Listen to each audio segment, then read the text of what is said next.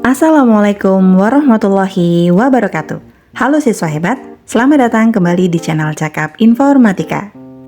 Hari ini kita akan mempelajari topik yang sangat penting dalam dunia digital, yaitu bagaimana melindungi perangkat kita dari ancaman malware dan serangan lainnya.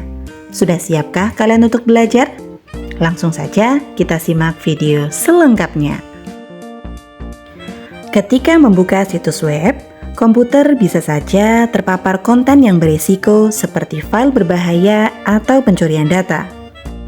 Media digital yang seharusnya menjadi tempat berinteraksi dan bersosialisasi secara positif juga dapat disalahgunakan untuk melakukan tindakan kejahatan cyber.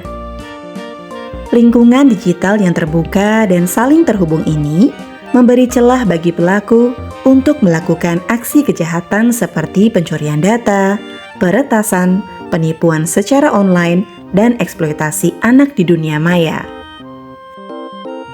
Beruntungnya, peramban atau browser web memiliki berbagai fitur keamanan bawaan yang membantu melindungi komputer. Beberapa fitur keamanan saat melakukan aktivitas browsing yaitu sebagai berikut. Cek alamat situs web dengan seksama. Website mencurigakan seringkali meniru alamat asli, seperti Facebook diganti dengan Facebook. Saat menemukan aktivitas yang mencurigakan, peramban biasanya akan memberikan peringatan jika koneksi tidak aman. Coba perhatikan juga, saat kamu menjelajahi situs web, kamu akan menemui alamat yang diawali dengan HTTPS. Situs web yang menerapkan lapisan keamanan tambahan akan menggunakan koneksi HTTPS ditandai dengan simbol gembok. Jika menemukan situs web tanpa simbol gembok, sebaiknya hindari memberikan informasi pribadi seperti nama pengguna dan kata sandi. Meski peramban atau browser web memiliki berbagai fitur keamanan bawaan, namun upaya peningkatan keamanan digital harus terus dilakukan untuk melindungi data dan informasi penting karena praktik pembobolan keamanan juga tidak pernah berhenti. Lantas, apa yang dimaksud dengan pengamanan perangkat? Pengamanan perangkat adalah langkah-langkah untuk melindungi komputer atau perangkat lainnya dari ancaman seperti virus, malware, dan hacker. Hal ini penting karena kita sering menyimpan data penting di perangkat kita. Malware tersendiri adalah singkatan dari malicious software.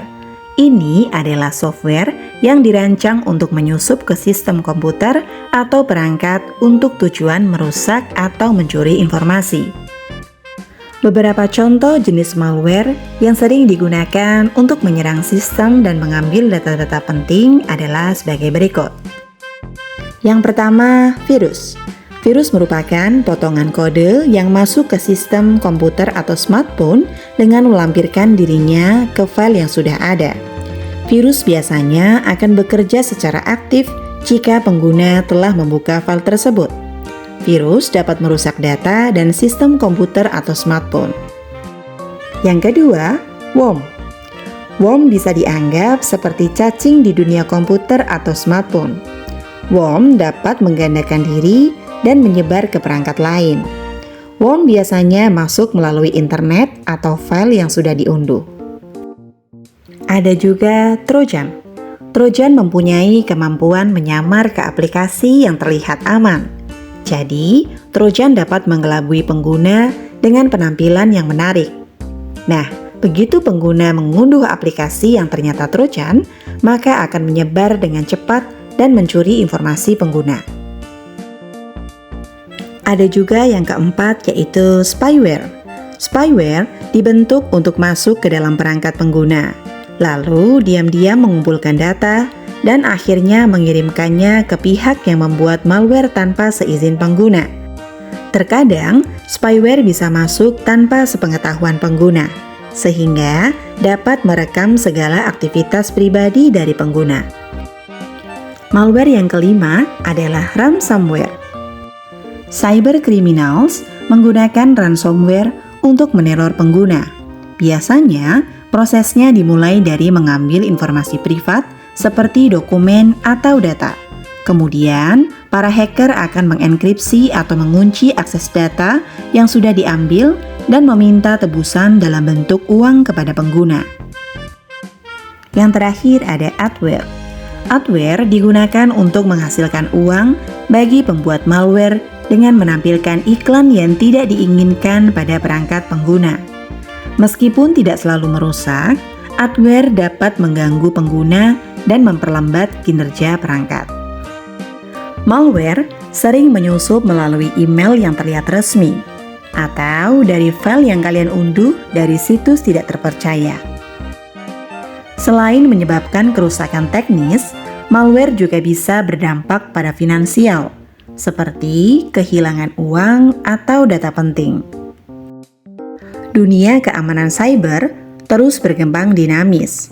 Para peretas atau hacker berusaha menemukan cara untuk menyusup ke dalam sistem menggunakan metode yang baru.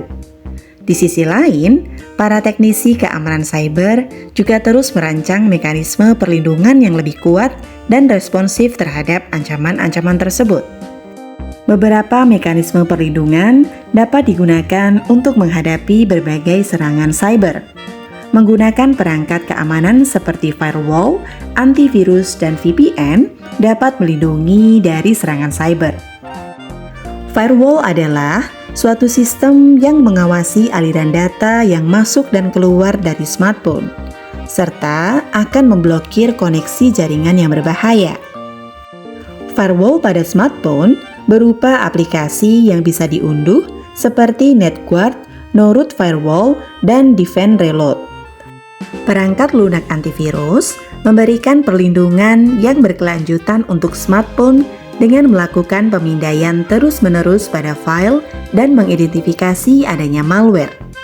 Contoh aplikasi antivirus antara lain Avast, AVG, dan McAfee.